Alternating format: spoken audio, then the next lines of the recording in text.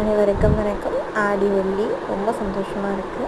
So ஆடி முதல் வெள்ளி என்ன செய்யலாம் அப்படின்னு பார்த்தீங்கன்னா, அம்மனுக்கு நீங்கள் பெருசாக நிறையா செய்யணுன்னா நீங்கள் உங்களுக்கால எழுந்த ஒரு சக்கரை பொங்கல் போதும்.